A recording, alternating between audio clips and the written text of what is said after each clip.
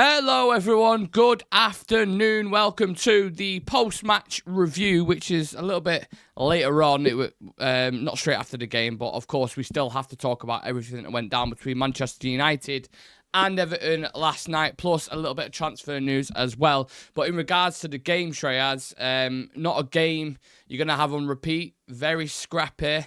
Everton, I think, which you probably would have guessed from the start, had the advantage, I would say, kind of aerially, physically, putting crosses in the box. We as a team, more kind of intricate, technical moments, kind of quick plays in the final third. But not a huge gap in difference, I didn't think, between both teams. I mean, which can be taken a number of ways. But maybe this is, Shreyas, a reality check that perhaps there are still problems at the club. Look, I think some of the fans got a little carried away with the first two results that we had in the last game against West Ham as well, and not going to take anything away from the team. I think they performed brilliantly in those two, and even in the Everton game, I would say there are a lot of positives.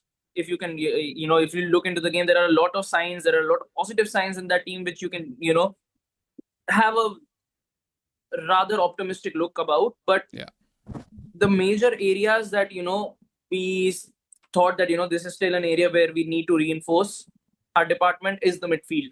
And I would say if you have to compare Everton's midfield and our midfield, Everton's probably looked a bit better in comparison to ours. Attacking wise, I really don't think that I could say a lot. I think I was quite happy to see Mbeumo finally playing for United. Cunha looked incredible. He just every single game he gives you an idea as to what Amorim actually wants in that position and how he wants that position to operate. I think Bruno still looked okay. I think Euro was absolutely amazing once again. So a lot of areas where I was quite happy. Midfield is certainly an area where I thought that we really need to find a balance, because we cannot have an inconsistent midfield again next year. Ugarte did have a sort of a resurgence under Amorim when he just came in. We saw him getting a few minutes, and in the Europa League he was picked a lot. But you could see areas where he's not that great at, and but that is ball distribution, ball carrying, counter attacks, and being able to open his body up, open the face of his body to receive the ball, and then just spread it out. Those are areas where he lacks, and I think you need in that in that double pivot, you need both of your players to be as good as possible when it comes to these dimensions. And Ugarte right now is a work in progress, so we need to reinforce. But other than that, I'm still quite optimistic as to how our attack fared up, even our defensive line as well. I'm quite happy with them. It's the midfield line that is the worrying cause. Yeah, so there's 4 or 5 talking points that I definitely want to get into, and midfield is one of them. But I just want to read you a quote from Bruno Fernandes after the game. He says, "We didn't want to finish in this way. Our performance wasn't the best, and we were a little bit lazy. It's improving, but it's not the place it needs to be. I don't want to take a dig at anyone, but the club is doing the best they can in terms of financial situation they talk about. But it was crystal clear we needed more competition for the players that were here, more quality to get everyone to step up a little bit more into the starting 11. And I think that is what the club is trying to do. Hopefully we can get 1 or 2 players more to help with that," which is quite a strong statement, isn't it, Shreyas? Yeah, and look, you cannot really say that he's saying anything wrong.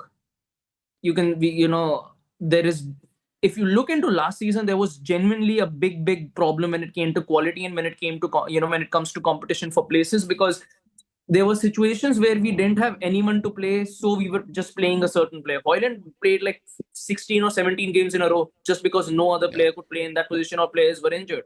So we definitely need quality in certain areas. And coming from someone like Bruno, who's, again, he's your captain, and on top of that, you could say he's the most reliable player in the team. Every single season delivering double digits in goals and assists is not easy in this United team, and he's still able to come up with those sort of numbers. So again, if you can surround yourself with the right profiles, and I would still say there is a lot of players that you could look at in the market who can do a job for you in that midfield area. I think United can do something really good next year, but I think that midfield spot is very, very crucial for us moving into next season. Even if it meant that we don't get a striker right now, I would still be quite okay with getting the right midfielder in, because I think attack we are still working it out quite well. The way we are creating chances, and we're going to get Xerxes back in quite in, I would say, quite soon. Cunha can do a job there, and Mbeumo can do a job there, and I'm quite confident that Mason Mount or Bruno as well in those tens do a brilliant job. So it's the midfield that is genuinely a big worrying sign.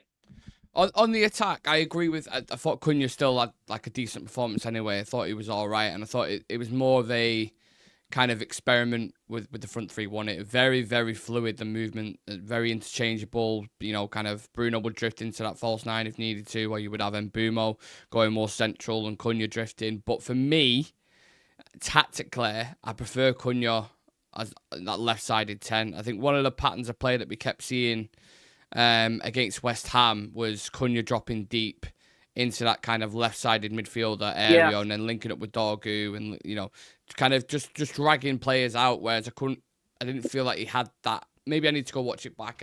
I didn't feel he was as effective in that role as he is in the left-sided 10. So although the experiment, I'm quite happy it's fluid. I think maybe when these guys play together a lot more, because it's Cunha's third time playing with Bruno and Mbeumo's first time playing with Bruno as well. So these guys have never really played together. So that's going to take a bit of time to develop that kind of partnership. But with them three being so fluid and the kind of the focus on those attackers, what then happened, Shreyas, was Amad Diallo found loads of space in this kind of very unique wing-back position. He almost becomes a spare man, doesn't it? What are your thoughts about him in that role?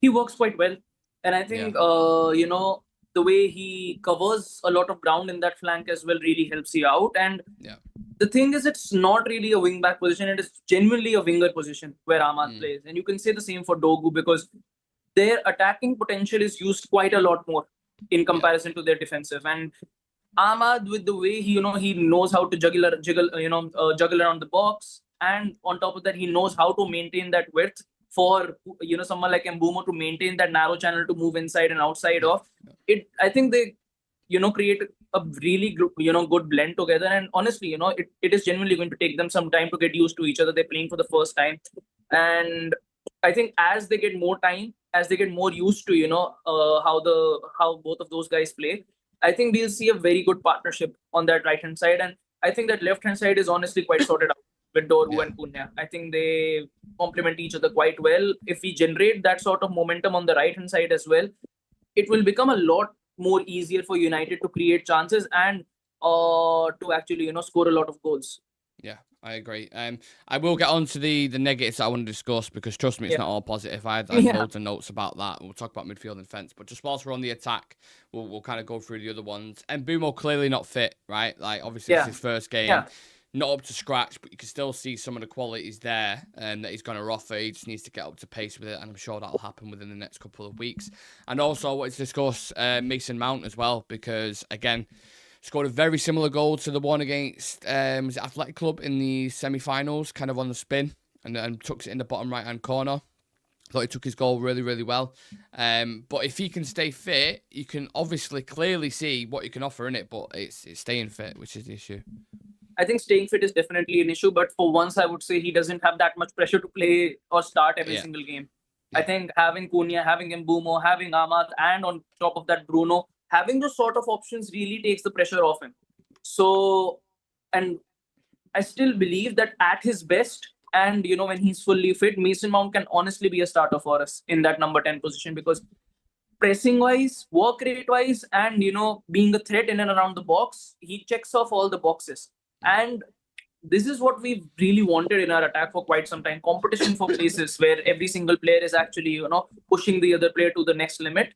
And if you have that sort of competition there, you're going to see better numbers from each and every one of these players. I think that's why I still say that, attacking wise, we are sorted at least for next year, because there's no European football either. So you've got enough players right now as it is to coast you through the season.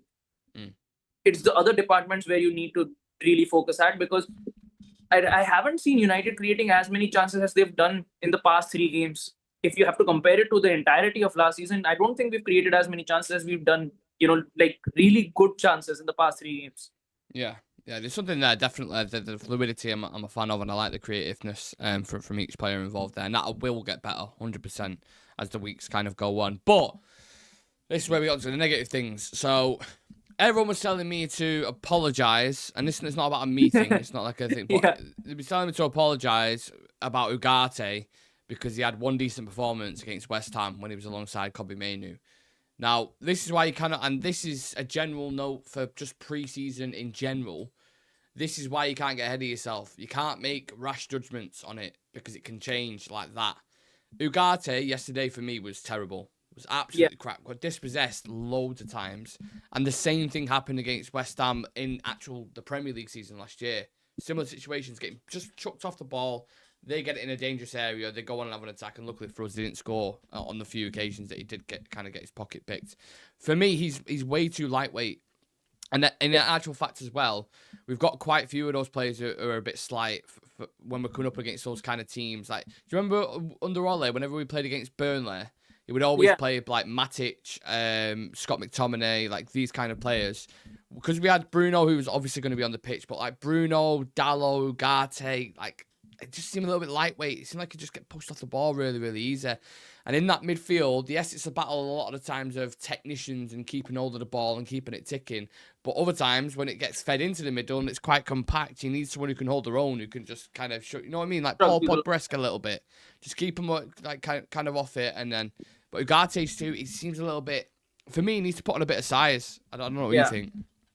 I think more than physicality is, I wouldn't say, even if he doesn't put on more size, he needs to build much more of his strength, especially when he's on the ball. I think off the ball, he's still quite all right, when he's trying to win the ball back. I think he's probably one of the best we've got in the team when it comes to, dispossessing the opposition team. When he's on the ball, I think that's where he needs to build his score up a little, because you need to have that sort of, he needs to be that sort of a bully where, if 2 or 3 people are coming at him, he's able to, take all of them on at once and actually, be able to protect the ball quite well. And there is honestly a lot of pressure, no doubt, in that midfield area, because one little mistake and you're absolutely open at the back. So you need specialists in that midfield as well. Like, we can already see the type of difference Cunha makes in this team. If you get someone right enough in that area in the midfield as well, I think we'll see much better performances and much consistent performances on top of that in that midfield. And this is honestly, the same criticism I have for Kobbie Mainoo as well. I think Mainoo is blessed with talent on the ball, ball carrying, every single thing is there, but recovery runs is still something he's not consistent with. When it comes to, be able to protect the ball quite well, he still, he still needs to adapt to that position, because he's not in an area where he can take 2-3 players on dribbling wise and move his way around and wiggle around the box. Late runs into the box is something that he can still do, but you cannot take 3 players on. And because if you lose the ball, it's open season for the counter-attack. Yeah, agreed. Midfield definitely needs working on, and hopefully they can manage somehow to get this athletic, mobile midfield that they want. Who that's going to be, I have absolutely no idea, but I think we need to get someone in that kind of area. Also, as well, one last thing I wanted to touch on in regards to the game. Again, we're seeing these things that happened last season, which is just lapses in concentration. Just times where, like the touch is either too heavy, or you got passes that people are kind of like going out of play, or they're not going to the man, and just lack of composure at the back, which, like, if opposition, even in Everton's case, like, if opposition smell blood, they'll kill you. And you think about the game against Arsenal at Old Trafford, first game of the season, if you start doing that against Saka, or even Gyökeres on the pitch, and Ødegaard, you're going to get punished. So you need to iron these mistakes out. You can't keep making it. There's only so many times you can go, oh, they made a mistake. Work on it next time. When it starts becoming repetitive behaviour, that's when I start to get worried. Like those individual mistakes. That's what happened last year as well. Yeah. Shocking. Absolutely shocking. So, yeah, I weren't overly pleased with the game last night. I thought, I don't know, I thought the reaction was a bit weird because we still won the Summer Series Cup and we had a decent-ish pre-season, obviously, but we drew against Leeds, drew against Everton, beat Bournemouth and beat West Ham. I'd probably say the Bournemouth result was the biggest shock out of all of them, to be honest with you, the way that, because that's where the midfield actually worked. Yes. Yeah. I mean, don't get me wrong, the odd occasion Casemiro probably got caught out, but I think a couple of times he got actually fouled in those scenarios where I think Semenyo scored. I think there are those moments where I still prefer Casemiro over Ugarte in this regard, because I still have that confidence in him that when it comes to receiving the ball and, moving it out, or moving it out to the right or left flank, he's still probably one of the better players that we've got in that position. Yeah, the issue is that The legs I are don't gone. think we. Yeah, I just don't think we have the solution to what we need in the midfield at the minute with the current proper players, and you can't turn someone into something they're not in a way. Like Mainu may develop into that role. He's only young. You know, it might be a case of when Bruno eventually moves on, he grows into that role. I don't know. I don't know what it's going to be, but there is a lot of work to be done in that midfield because when you have Everton's midfield, they had Garner, who obviously used to play for United. They had Irabunam and Garner Gay as well. And that's not an amazing midfield. It's kind of average, but they didn't look like there was much difference in between it. So I'd love to hear everyone else's thoughts as well. Get it in the comments section. Yeezy Con saying we had good attacking moments last night, but defensively was off and kept giving the ball away too easy. Absolutely spot on. T2 saying it's not even Ugarte's strength. His awareness is poor. He always seems to get his pocket picked. But Casemiro's awareness is poor as well. He gets his pocket picked loads. And Casemiro is very aggressive because if 2 times he misses out on the ball, you can expect him going with a sliding tackle on the third one. Yeah, for sure. So it's just, again, it's a theme that keeps happening. And if you're a team now, if you're Arsenal, and you're looking at where are Manchester United's weaknesses and where can we pick them off? Midfield. And their midfield is quite balanced because they've got Rice, they've got Mendy now, and then they've got Odegaard. That is probably one of the most balanced midfields you could possibly get. That midfield will destroy us at Old Trafford if they're playing like that. So with that in mind, who do you think they'll go for in the middle of the park against Arsenal? Or who would you go for? I think if we sign someone in, that player will start. But against Arsenal, I think he'll give the nod to Mainu. I think one of those players will definitely be Mainu. The other is up for grabs. Maybe we see Bruno there and we see Casemiro alongside him again. Because I think against Arsenal, you'll need someone who's got more to do with ball progression. Because Arsenal at Old Trafford, first game, they're going to try and be as decisive as they possibly can. You know, they made a lot of investments. So if you get someone in who can play in between the lines, I think you still got a decent opportunity because I wouldn't say that Arsenal are unbeatable. You know, you still got, I think our attack can match up to Arsenal's. You got Cunha, you got Mbeumo, you got Bruno. So you got players who can trouble that defensive line. It's the midfield battle where I feel quite scared. I think Euro will definitely start that game. Absolutely no doubt about it. But midfield, I think Mainu will play that game. Do you know what I thought was quite telling? Amarin's comments before the game. So when I was doing the pre-match kind of pre-match tour, when I was doing the pre-match talk, like the build-up and that, one of Amarin's quotes was like, I think everyone's getting carried away a little bit with the pre-season. And they need to kind of they didn't say the words like lower expectations, but it was kind of like you need to be careful because we can still make still a work in progress is what he meant. It's still a work in progress, basically, is what he said. And when you watch that game back, he kind of like, obviously he sees him in training. He sees things that sometimes it's like Aiden Heaven. I know he's very young, but his first touch can be so rash. Like, it's so heavy sometimes where he overplays it, or like midfielders. Yeah, there's a lot. I think the biggest doubt is who plays in that defense, like as a 3 who play in that Arsenal game. I would, for a starter, I would probably go Euro for sure. Yeah, Maguire personally, and then Shaw, because De Ligt, I don't know. I'm still not convinced by him. A lot of people seem to like him and think he's having good performances, but I'm still yet to see a performance. I thought yesterday, in particular, against Everton, you needed that height to deal with the crosses that come into the box. And with Arsenal, you know what we're good at? Set pieces. Incredible at set pieces. So I would personally go with Harry Maguire and then Luke Shaw. Because Luke Shaw, I know there's question marks and somebody came back initially. He didn't look himself. I think he's looking a little bit better now. I think his performances are improving.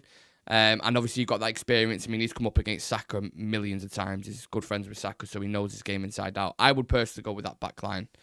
I don't know what you think. I think for me it's a toss-up. I think Euro and Maguire would definitely play for me as well, but I don't know whether I'll play Shaw. If Lisandro is back by then, I would definitely put Lisandro in there. Or maybe, as an out-of-the-box option, I would even pick Mazraoui as an option there. Yeah, I agree. Yeah, Mazraoui, you know what? I fucking completely forgot about Mazraoui. Because I think, especially because it's against Arsenal, I think Mazraoui could be a better fit.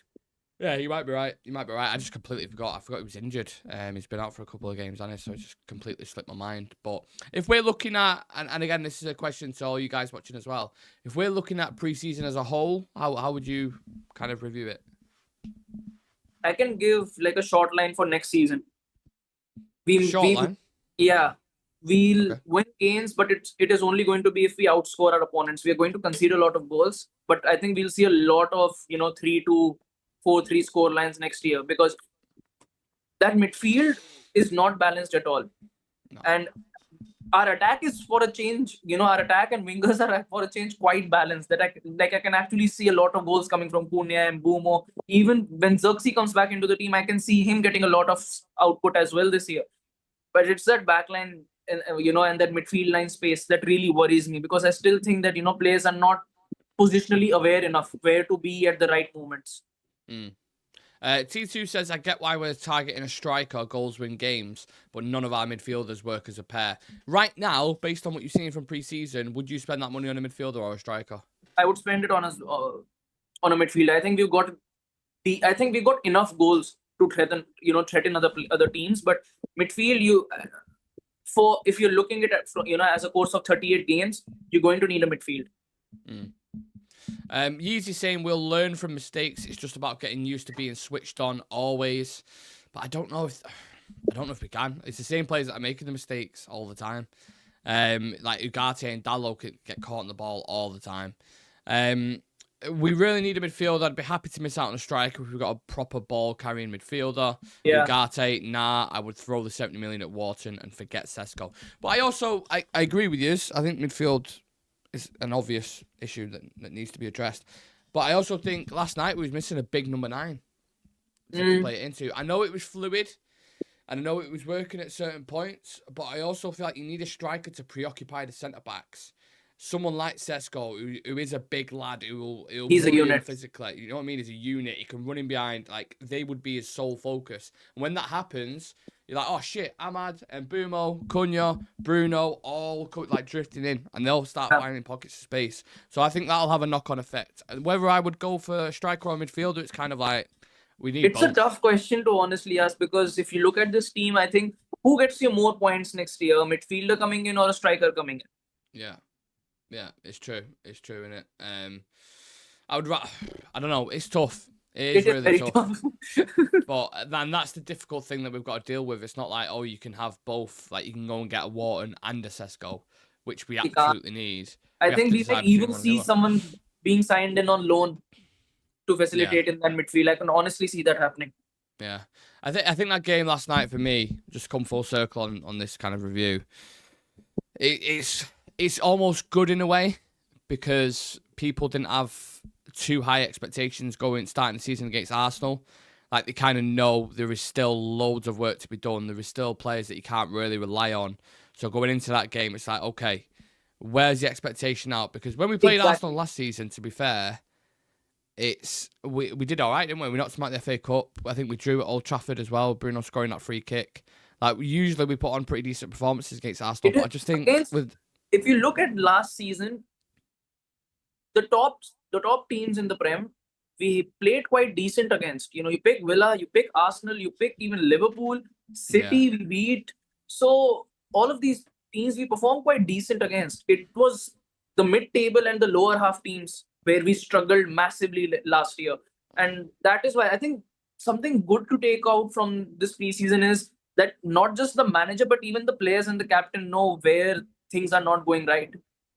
Amorim, since the first game, I said we lack a lot of physicality and we lack a lot of aggressiveness in those central areas in the midfield. Yeah. Bruno has said it as well, that we still lack quality in the midfield department. We still lack quality when it comes to that central department. So it shows that the manager as well as the players know which areas they really need to look at if you want to have a strong finish next year. And I still think we've got at least not one, but maybe 2 players who we could probably pull in this transfer window itself. Yeah, I agree. In regards to the transfer window, the latest update that we've got on Benjamin Sesko is that Benjamin Sesko's first choice is Manchester United. However, he needs to be convinced that the club can actually get the deal done. So, I don't know, there hasn't been many reports as if United actually have the finances ready to go there, if they need to wait for a sale, if they are maybe pushing something behind the scenes with Chelsea and Garnacho, perhaps, or Please, Anthony something happened. Batiste, or something. I don't know. I genuinely don't know what's going on because we don't get told. But I think Omar Barada or Amrin, I can't remember who it was, mentioned it about Jason Wilcox working around the clock on transfers 24/7, speaking to clubs, night and morning every day. So there's work going on. I just don't know if they have the funds available to put to the side to go and get Sesko. That's the thing. And if we have to wait, then that's where it gets a bit dicey because Sesko, for me, really doesn't want to fully commit to say, right, I reject Newcastle, I'm all in with United. If United then turn around and go, well, we can only get you if sales get done. In which case, it may not get his move to the Premier League. Whereas if he leaves the door open to Newcastle and United turn around and go, yeah, we can't afford this, then he goes, yeah, right, I'll choose Newcastle. And the thing is, he wants to move on from Leipzig. And from it's the Premier League in general. From the player's perspective as well, if you were in his shoes as well, you would want, and you know that you have to move now, considering the sort of ruckus you've created at Leipzig. You need to see a way out. And with United, you can never be too sure when it comes to the finances these days that the deal will happen or not. So he's keeping his options open when it comes to Newcastle. Yeah. But yeah, again, it's interesting, isn't it, when you look at the dynamic in general, that a striker would still pick Man United, even though Newcastle are in a better position. They're in Champions League football. A striker would, a winger would, a defender would.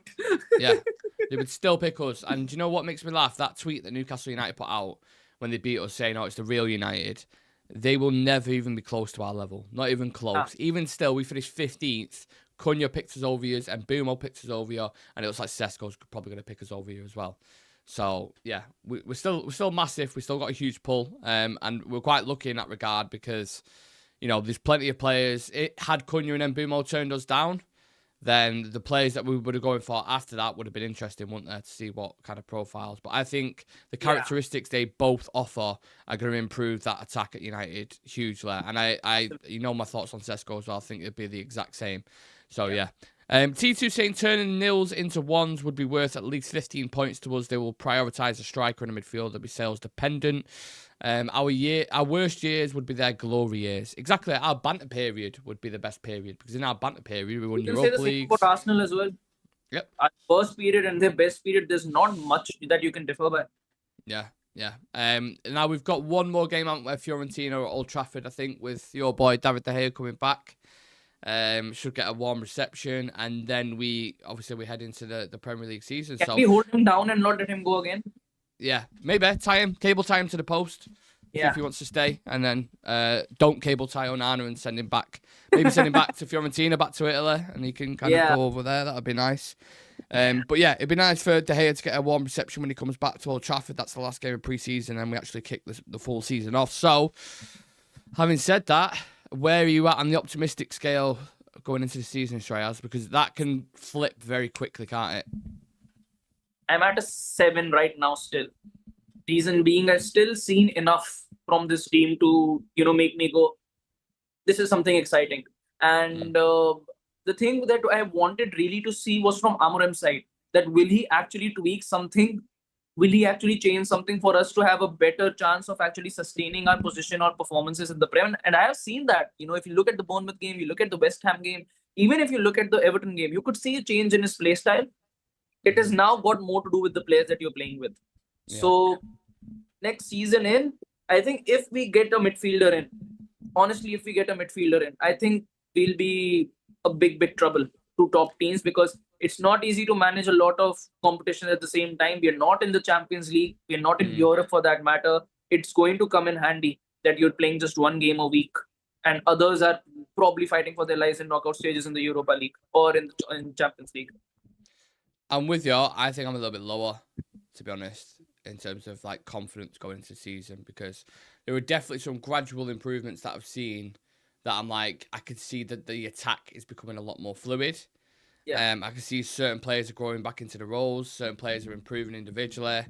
But for all the issues that we've just mentioned, the lapses in concentration, the midfield, switching off. switching off way too many times. Everton had quite a lot of chances last night that they didn't convert. Exactly. If they had a killer up top, they would have beat us. Like, simple as that. Beto had a few great chances. I think Michael Keane took it off Beto when he was in behind. He was onside. He probably would have scored that. There was a lot of situations where I was like, we're lucky there. Because I was speaking to Alex, obviously he was an Everton fan. And whilst the game was on, we was both going back and forth. And he was like, mate, we've actually been better than you. And I was like, I agree. I think Everton were the better team for decent parts of the game.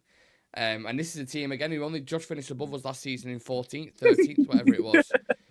So if you're still only just mixing up with those kind of teams, then where are you at? But then you beat Bournemouth 4-1. So exactly. I really don't know. Where Bournemouth really don't know. Probably nothing in that entire game pretty much. But who would you pick as your top 3 performers in pre-season? It's a good question. I'll ask the same question to the chat as well. Top 3 performers. Bruno has to be one of them. Yeah. Just because the numbers that he's put out again. I mean, he scored almost in every game pretty much. I think Cunha's impressed me for sure. Definitely. Yeah. But as that left-sided 10, I prefer him there. Of course. I think Luke Shaw's been good. I don't know if I put him in the top 3, but I think he's improved. He's been decent if you compare it to last year's. Yeah. Dorgu and Yoro. Sorry, that's like 5 players, but yeah, they're the ones I would go with. If I'm saying the ones who, I'll ask you the flip question. Who are the 3 that's been the worst? 3 of the worst. I think Ugarte has to be there after last night's performance, definitely. Tallo, not been impressed at all by him. And Binder just doesn't really give me any sort of confidence. No. Like, he honestly really doesn't give me any... He didn't look much better than Binder. Yeah, I think the majority of people will probably agree with that, to be honest. He's just, he's a bit nervous, doesn't he? All the time, whenever he plays. One of the goals where he parries it out last night as well. Yes, it doesn't Onana. Straight into, fucking hell, who was it who scored? Is it Alcaraz who scored? No. 1 second. I know. I can't remember who it was. I remember looking at it and thinking, oh my. Who was it? Ndiaye. Ndiaye, yeah. Literally a leaf out of Onana's book and just pushing it out. And then that in itself is going to become a conversation again, innit? Like, we still got a shit goalkeeper. We're still making mistakes. We went 1-0 up and he let it in, and then, it's just, we can see it. The overcast for the season, you can see in your head the amount of conversations we're going to have. And it will happen. I think people need to be mentally prepared for certain things. Oh, yeah. Us making mistakes in that the goalkeeper department is something you really need to be prepared about. The one safety net is that the attack seems like it's improving. So there will be goals, hopefully, especially if you bring in a striker. So I think we'll have a lot of games where it's going to be like 3-3. You know what I mean? It's going to be high scoring. Then, yeah. Can see quite a lot. So strap in, people. Another crazy roller coaster of a season at Manchester United. I think we can leave it at that. Listen, I'm going to be live later on again at 7:00 with all the latest news combined together. So everything that's going on with Garnacho, Sesko, and anything else that's going on. I'm sure we'll hear some stuff about kind of the friendly against, not friendly, but the pre-season friendly against Fiorentina, the new facilities at Carrington, a couple of post-match quotes from Ruben Amorim and players. And we'll have a load of news rounded up for you at 7:00. So please do come back and join us and get involved in the conversation as you always do. Appreciate every single one of you. We put a poll up at the start of the show saying who was your man of the match from last night. And it's even. Amad Diallo got 30% of votes. Bruno Fernandes got 30% of votes.